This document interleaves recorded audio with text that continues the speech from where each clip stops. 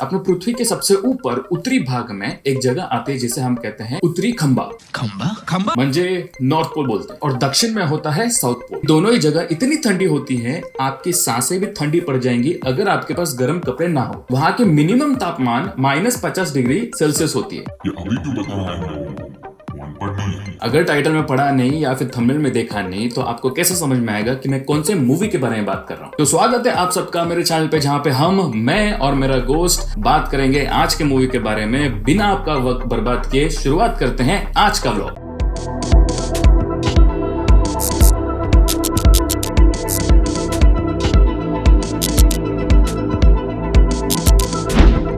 तो आज बात करेंगे हम 2018 में आई ये मूवी आर्कटिक। इसीलिए मैं आपको थोड़ा वहां के लोकेशन के बारे में और हवा पानी के बारे में झलक दिखा रहा था। डायरेक्टर जो पेनी ने ये मूवी आर्कटिक में नहीं तो आइसलैंड में शूट किया है। ये डायरेक्टर कौन है? ये एक नया डायरेक्टर है जो गए 11 साल से यूट्यूबर और एक म्यूजिशियन है। हाल ही में उसने छोटे मोटे डॉक्यूमेंट्रीज या फिर शॉर्ट फिल्म्स बनाए हैं, बट एक्टर मैट्स मिकल्सन के साथ मिलकर ये फर्स्ट टाइम उसने ये मूवी डायरेक्ट किया है, जो उसके लाइफ की फर्स्ट हाई बजट मूवी हो सकती है। Actor Mads मिकल्सन।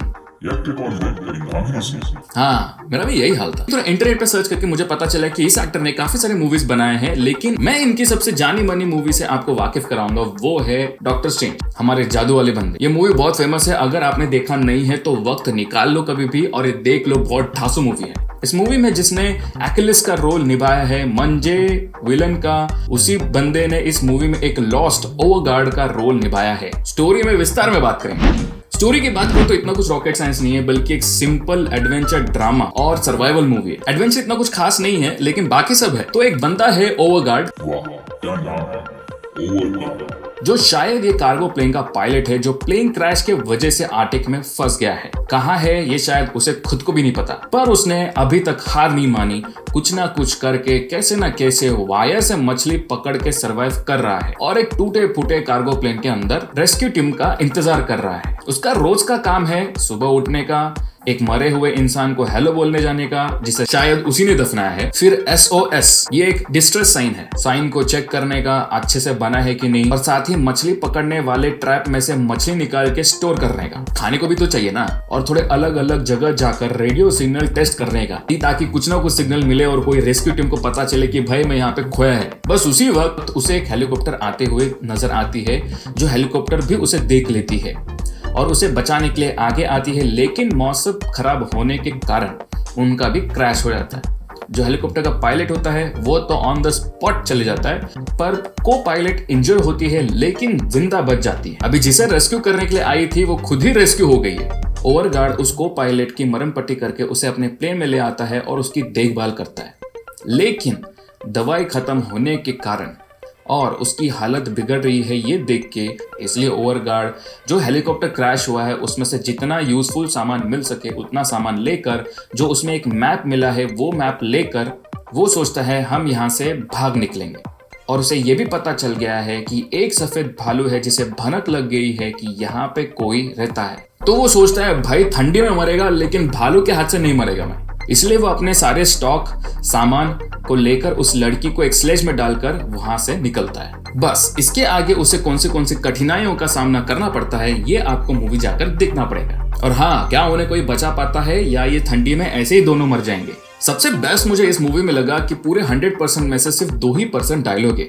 मतलब अगर आपको इंग्लिश समझ में नहीं आती या फिर आपको इंग्लिश समझने में दिक्कत है तो मैं कहूंगा ये मूवी आपके लिए बेस्ट है, क्योंकि इसके अंदर कोई डायलॉग ही नहीं है। ये टोटली एक इमोशनल बेस्ड मूवी है, जहाँ पे पूरे इमोशनल से मूवी में खेला गया है। मतलब बिना डायलॉग और सिर्फ इमोशन, मतलब जबरदस्त कॉम्बिनेशन। ये टोटल इमोशनल बेस्ड मूवी है, जिसे इस तरह से डायरेक्ट करना और स्टोरी को नरेट करना मुश्किल कर देता है। इस मूवी की कहानी में इतने अलग अलग मोड़ पे उसकी सोच और भावना आपको इस कदर जकड़ लेगी कि आपको लगेगा ये सब आप ही के साथ हो रहा है। सच कहूं तो इस मूवी में ऐसे देखने लायक कुछ नहीं है, जैसे कि कुछ बड़े बड़े VFX या फिर ढासू सीन। इस मूवी का मुख्य आकर्षण है सिर्फ कहानी और किरदार और इस कहानी के पात्र किस हिसाब से आपके मूड को चेंज करेंगे आपको पता भी नहीं चलेगा और आप इस मूवी में बस बहते जाओगे और उस एक्टर पे तरस खाते जाओगे। छोटे छोटे डिटेल्स जो इस मूवी के अंदर है बहुत अच्छे से कैप्चर किया है और वो डिटेल में थोड़ा आपको बताया है, नॉट एग्जैक्टली पूरा डिटेल में हो लेकिन आपको सही तरीके से बताया है।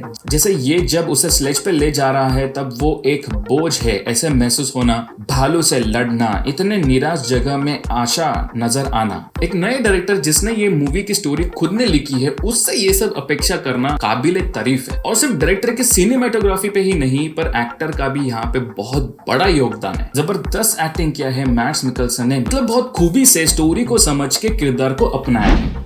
अगर रेटिंग की बात करें तो according to motion picture association of America इसे रेट किया है PG-13, मतलब 13 साल से नीचे जो बच्चे हैं उन्हें पेरेंटियल गाइडेंस लगेगा या फिर कोई गार्डियन उनके साथ होना चाहिए ये मूवी देखते हो।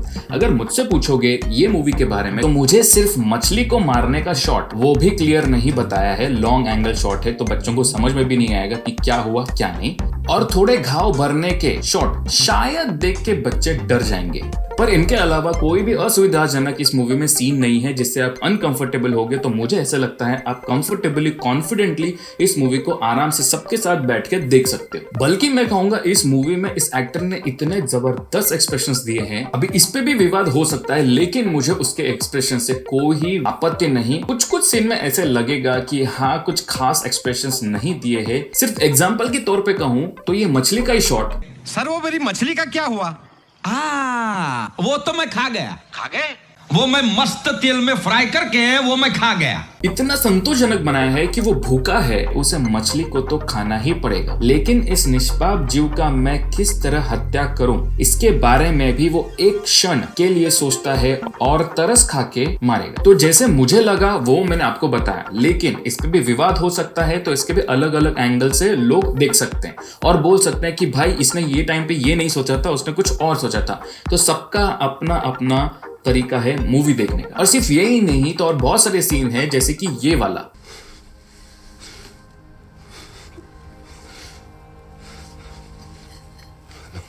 तो ऐसे बहुत सारे सीन और मोमेंट है इस मूवी में जो आपका 1 घंटा 38 मिनट कैसे बीतेगा आपको पता भी नहीं चलेगा। तो बाकी ओवरऑल में मैं कहूंगा तो ये मूवी एक नया एक्सपीरियंस तो नहीं लेकिन आपका वेस्ट ऑफ टाइम भी नहीं होगा।